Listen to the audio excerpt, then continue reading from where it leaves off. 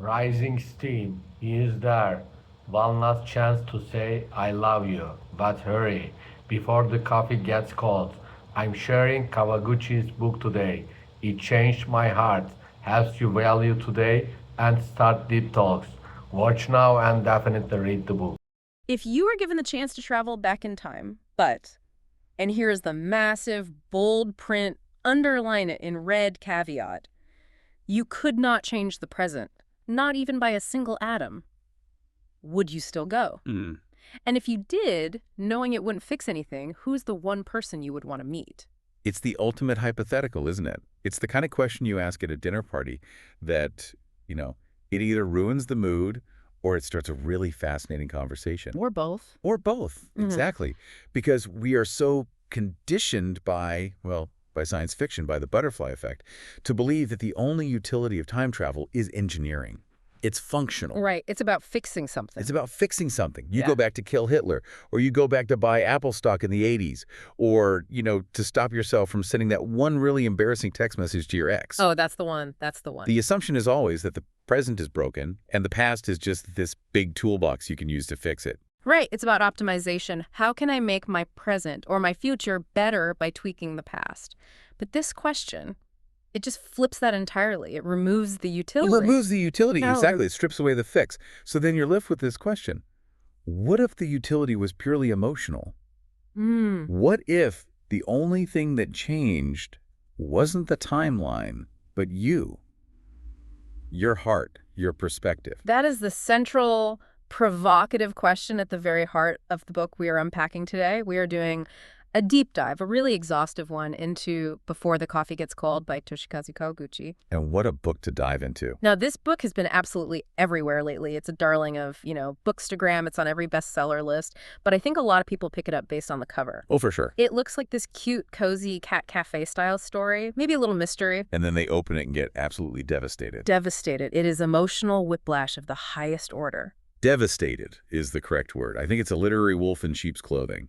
Or maybe, to keep with the aesthetic, a tragedy wrapped in a cozy cable knit cardigan. That's perfect. It lures you in with the promise of warmth, coffee, jazz, quiet corners, and then it just hits you again and again with the heavy stuff. Death, Alzheimer's, estrangement, terminal illness, and the suffocating weight of regret. It's a masterclass in bait and switch, but in the best possible way. So today we are going to act as your guides to the Cafe Funiculi Funicula. We have a massive stack of notes here, the full text of the novel, and we are going to deconstruct the mechanics of this world. It's a very mechanical world in a strange way. It is. We're going to look at the annoying rules of time travel, and trust me, they are annoying, and the 4 heartbreaking stories that make up this narrative. The mission for this deep dive is to be exhaustive. We aren't just summarizing plot points. We want to look at the mechanics of the heart versus the mechanics of time travel. I love that distinction because really the time travel is just the vehicle. The heart is the destination. But before we get to the stories, to the people, we have to ground ourselves. We absolutely must start with the setting because in this book, the setting isn't just a backdrop. The cafe is essentially the main character. It really is. We are in Tokyo, but it's not the Tokyo we usually see in pop culture. It's not Shibuya Crossing with the neon lights and the futuristic vibe. No, not at all. We are in a basement, a windowless basement cafe on a quiet side street. Right. And it is old. The book tells us it was established in 1874. 1874. Yeah, that is the Meiji era. That's late 19th century. And the text makes a point of telling us the decor hasn't changed much. It is sepia-toned. It feels preserved, like amber. There are these specific sensory details that the author repeats that really create this claustrophobic but also comforting atmosphere. There are 3 antique wall clocks, for instance. They're all showing different times. Which is such a brilliant touch. It immediately disorients you, the reader. If you walk into a room and 3 clocks say 3 different things, you stop trusting linear time. Right. You immediately enter a space where now is a flexible concept. Time is broken here, or at least pliable. And there's no air conditioning. The book is set in summer. It's hot outside. But in the cafe, there's just a wooden ceiling fan slowly rotating, churning the air. And yet, the book says it's cooler than the outside summer heat. It's a sensory bunker, a shelter from the world. The detail that stood out to me most was the lack of windows. The text mentions that because there are no windows, you lose your sense of night and day. Mm. It feels like a capsule, a bunker completely outside of time, and the smell, Mm-hmm. the constant aroma of mocha coffee, it feels very, very contained. It creates a sense of unity of place. And this is crucial, I think, to understanding the book's DNA. We have to remember that before it was a novel, Before the Coffee Gets Cold was a stage play. Oh, right. It won an award. It won the Sujinami Drama Festival Grand Prize. And when you read the prose, if you're paying attention, you can feel the stage directions. You can see the proscenium arch. Yes. The bell. Every time someone enters or leaves, there's that sound effect written right into the text. Clang dong. Precisely. Clang dong. It signals an entrance or an exit. The camera never leaves the cafe. We don't see the characters at their jobs or in their apartments or walking down the street. We only see them when they step onto the stage of the cafe. Which is such a clever constraint. It's a brilliant restriction because it forces the narrative to rely entirely on dialogue and what the text calls micro-expressions. Because there are no car chases, no explosions, no change of scenery, a twitch of an eyebrow or a protruding lower lip becomes a major plot point. It creates this intense intimacy. You can't look away. You're trapped in the room with them, with their grief and their hope. And that trap is where the magic happens.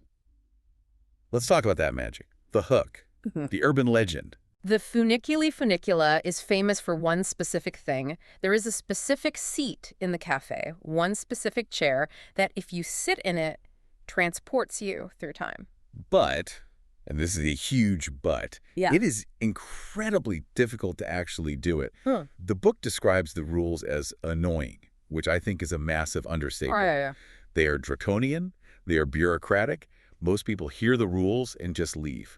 They think it's a scam or just not worth the hassle. It acts as a filter, right? It filters out the tourists, the curious, and it leaves only the truly desperate, only the people for whom this is a last resort. Exactly. You have to be a rock bottom to put up with this nonsense. So let's walk through these rules because they really do function as the physics of this universe. Yeah. Rule number 1, you can only meet people who have visited the cafe. Which immediately shrinks the pool of possibilities. Yeah. You can't go back and meet Lincoln or your great-great-grandmother or a celebrity unless they happen to stop by this specific basement in Tokyo for a coffee. It limits the drama to the personal, to the people within this specific community. The story can't become this sprawling historical epic. It has to stay small. It has to stay about this little family of regulars. Rule number 2, and this is the philosophical core we touched on earlier. You cannot change the present, no matter what you do, no matter what you say. This is the big one. It's huge.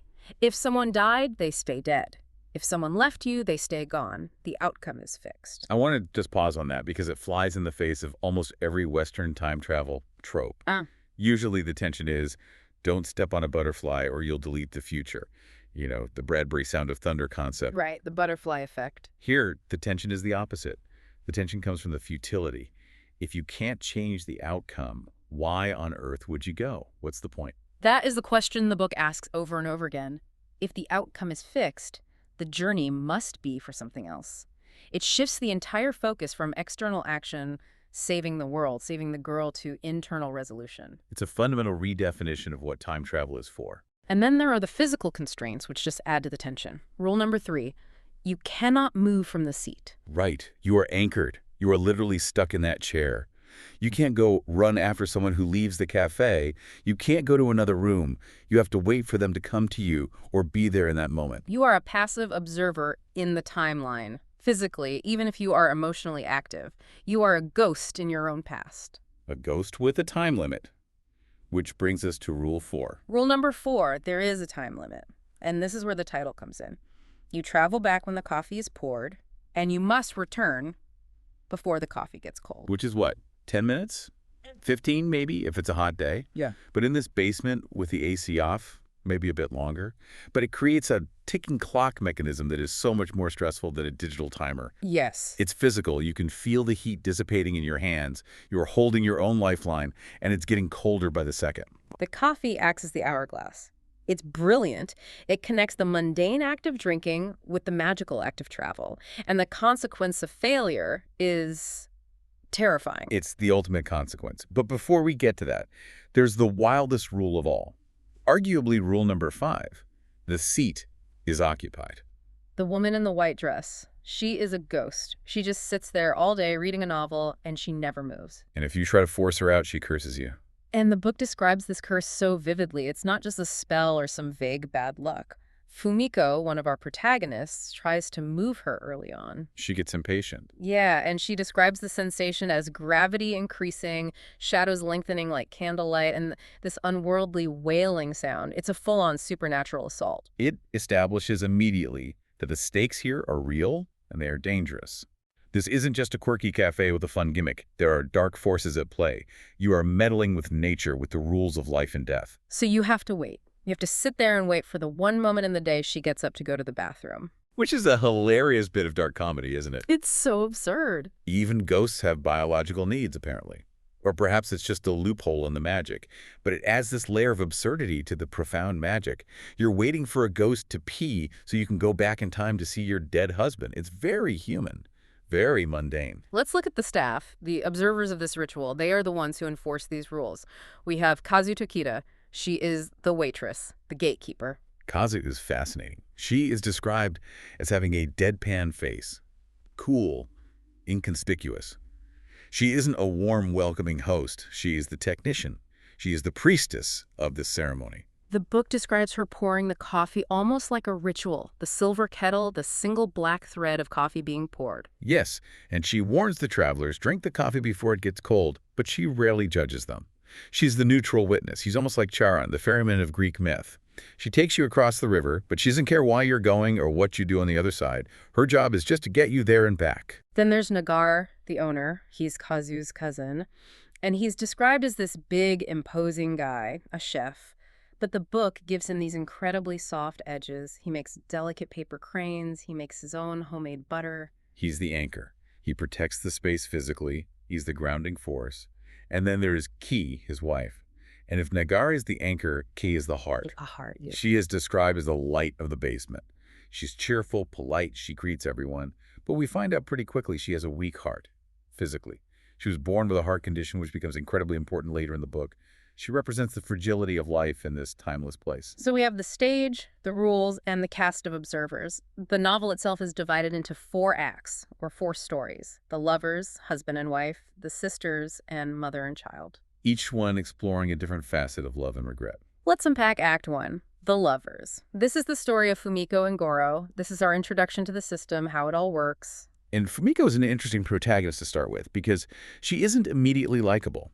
In fact, she's kind of difficult. She is. She's very career-driven. She speaks 6 languages. She says things like, work is my lover. She is beautiful, intelligent, and frankly, a bit arrogant. She looks down on people. She has this wall of pride around her. She comes to the cafe expecting her boyfriend Goro to propose. That's the whole reason she's there. She's waiting for the serious conversation. Instead, he breaks up with her. He's taking a job in America, a big tech job. And her reaction in the present is, well, she freezes. She has too much pride to beg him to stay. She just lets it happen. The words get caught in her throat. Exactly. She lets him go because her pride won't let her show vulnerability. But then a week later, she is consumed by regret. Not just regret, but a complete obsession.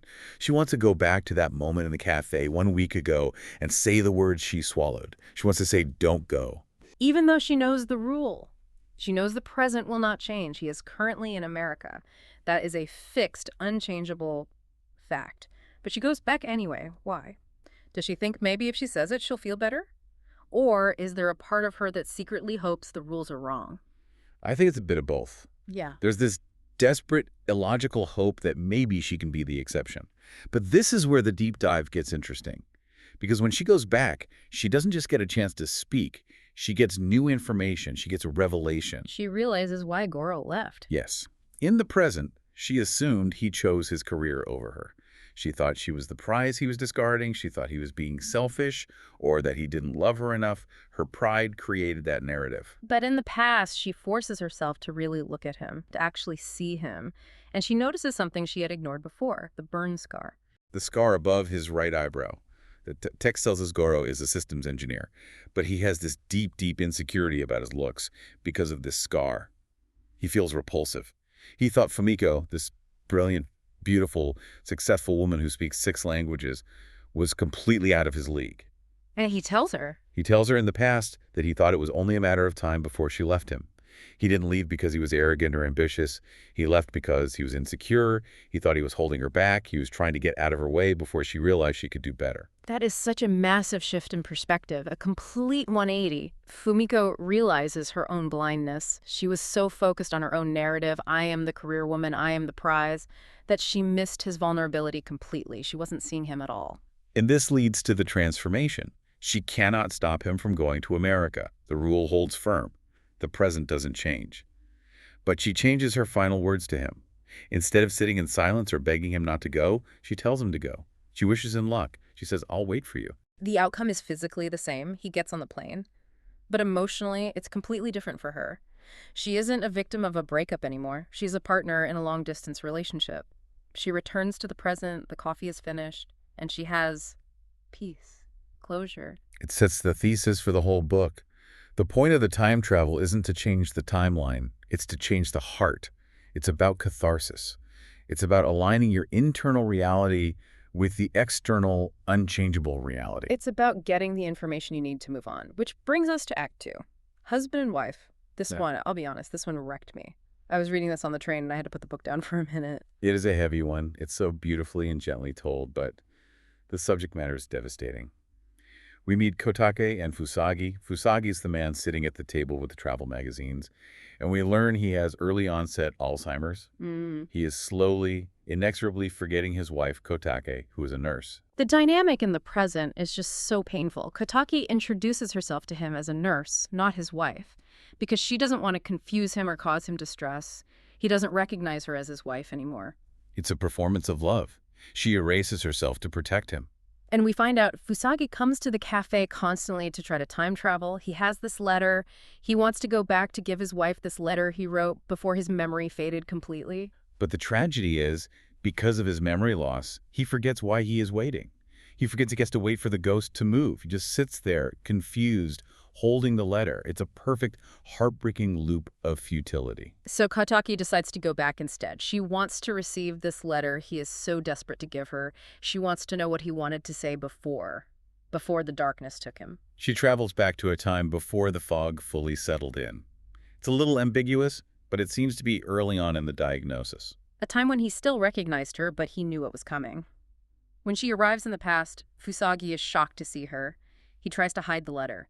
He's trying to protect her from his diagnosis. This incredible, painful dance of two people trying to shield each other from a reality they both know is coming. And they have this conversation. And Kotake knows she can't cure him. She's a nurse. She knows the prognosis is fixed. She can't tell him to take a different medication or that there's a miracle cure. The illness is a fixed point in the timeline, but she lies to him. The lie. And this sparked a huge debate in my head. Is this a good lie, a bad lie? She tells him, in the future, you told me your illness gets better. It is a blatant lie. It's demonstrably false to her in that moment, but it is a lie of pure mercy. She wants to give him a moment of peace. She doesn't want his last memory of clarity to be one of pure terror. And it works. It calms him. And he hands her the letter. She returns to the present and reads it. Kazu actually reads it out loud for her. The contents of that letter, they just redefine their entire relationship. He writes, I imagine you will care for me as a nurse. I hope you can do that. He knew. He knew he would forget her, and he was giving her permission to shift her role. He was releasing her from the burden of being the forgotten wife and allowing her to be the caretaker. He was trying to make it easier for her. And then there's that detail about the travel magazines, the final little twist of the knife. Yes. In the present, he's always looking at travel magazines. Kotake thought he just liked looking at gardens or landscapes. But after reading the letter, she realizes he wasn't looking at random places. He was looking at places they had visited together. Oh, it's brutal. Even in his confusion, his mind was fighting to hold on to their shared history. He was looking for her in those pages. He was still trying to be her husband, even if he didn't know how. It changes everything for her. She accepts her role as nurse in the present, not as a demotion from wife, but as the final act of love in their marriage. It's love as service, love as endurance. It completely reframes the concept of identity within a marriage. Even if the memories are gone, the connection remains in these small, ritualistic acts of care. It's a profound statement on what remains when the mind goes. Speaking of family connections and things that remain, let's move to Act 3. The Sisters. This is the story of Hirai and Kumi. This story deals with a very different kind of grief. This is the grief of guilt. Hirai is a regular at the cafe. She's loud, she wears bright colors, leopard print, curlers in her hair, even in public. A total character. Yes.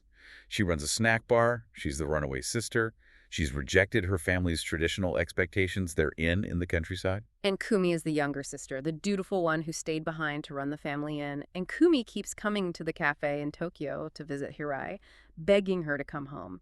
And Hirai literally hides from her. She ducks under the counter, she pretends she's not there, she thinks Kumi resents her. Hirai's narrative is that she escaped the family duty, forcing Kumi to take it on. She believes Kumi wants her to come home so Kumi can finally be free of the burden. It's a classic case of projection. Hirai feels guilty about leaving, so she assumes Kumi is angry and resentful. She's judging Kumi by her own standards. Then, the tragedy strikes. On the way home from one of these failed visits where Hirai refused to see her, Kumi dies in a car accident. The guilt Hirai feels is monumental. It's just crushing. She was literally hiding a few feet away while her sister was asking for her, then her sister died. And the what-ifs must be deafening. If she had just said hello, maybe Kumi would have stayed 5 minutes longer, maybe the timing would have changed. But she can't think like that. She knows the rules. She wants to go back. She wants to go back to the last time Kumi came, which was just 3 days ago. And this segment introduces a terrifying new technical detail to the time travel. Kazu uses a stir alarm. Right. What is that about? Kazu explains that Hirai is visiting the dead, and she warns her. People who go back to see the dead often lose track of time. They get caught up in the emotion, they want to stay, and they let the coffee get cold. And if that happens? If that happens, they become a ghost. They take the place of the woman in the white dress. You get trapped. That puts the stakes into terrifying perspective.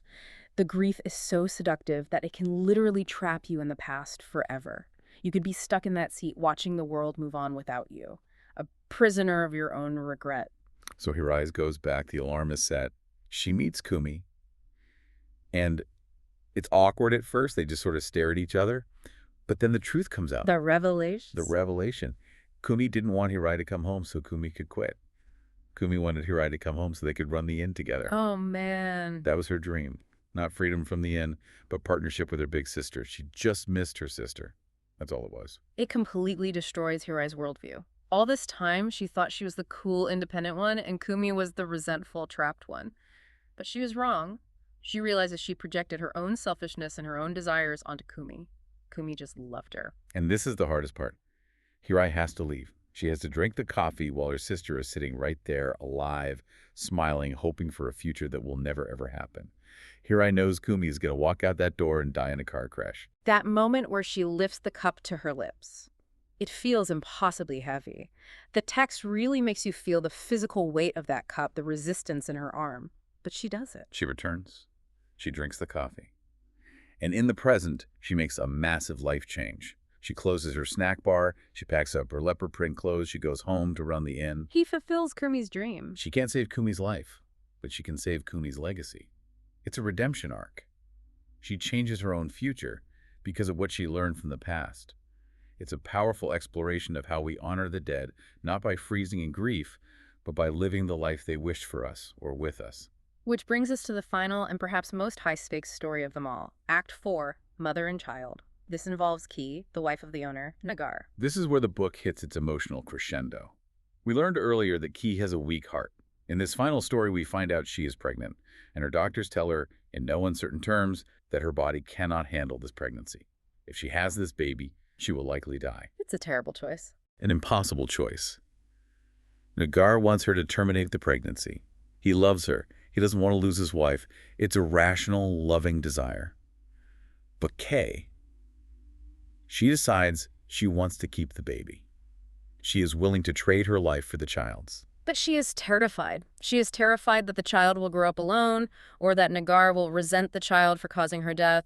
She's worried she's making a selfish choice that will destroy her family. So she decides to time travel, but not to the past. She wants to go to the future. Which is a brilliant twist on the rules. The book confirms it's possible. You can go to the future, but all the same constraints apply. You can't leave the seat. So if you go 10 years into the future, how do you know your child will be at the cafe at that exact moment, on that exact day? It's a gamble, a massive gamble. She bets on the 10-year anniversary of the Tanabata Festival. She assumes, or rather hopes, that her child will be there. She's throwing a message in a bottle into the ocean of time. She travels 10 years forward. The cafe looks the same. Sepia, clocks, no windows. But the atmosphere is different. Nagare isn't there. Kazu isn't there. There is a stranger with a scar running the bar. This terrified me when I read it. My heart sank. The stranger says Nagare and Kazu are in Hokkaido. And for a second, Kei thinks, did I destroy this family? Did my death break everything apart and scatter them? But then the stranger calls out to a girl named Miki. Miki, her daughter. And there's another twist. The girl, Miki, is on the phone. And she's talking to Nagara in Hokkaido. So it's okay. It's okay. It confirms Nagara is alive, the family is intact, they just moved. But Miki is here in the cafe helping out. And Kei meets her daughter. Miki's a teenager now, in junior high. And she's a teenager. She's a bit resentful. She's quiet. She doesn't know who this strange woman is staring at her. It's a painful interaction at first. Miki doesn't know this woman is her mother from the past. But slowly, the realization dawns on Kei. She sees that Miki is wearing the apron. Miki is making the coffee for the time travelers.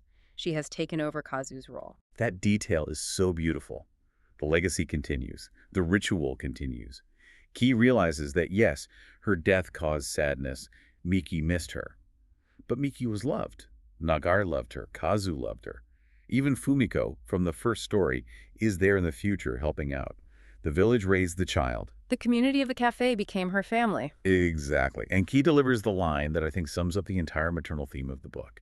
She looks at her daughter, this beautiful, healthy, slightly sullen teenager, and she tells Miki, thank you for the honor of having you. And she returns to the present with her resolve hardened. She knows she is going to die. That fact hasn't changed. But she knows her death isn't a tragedy that destroys her family. It's a sacrifice that allows a new story to begin.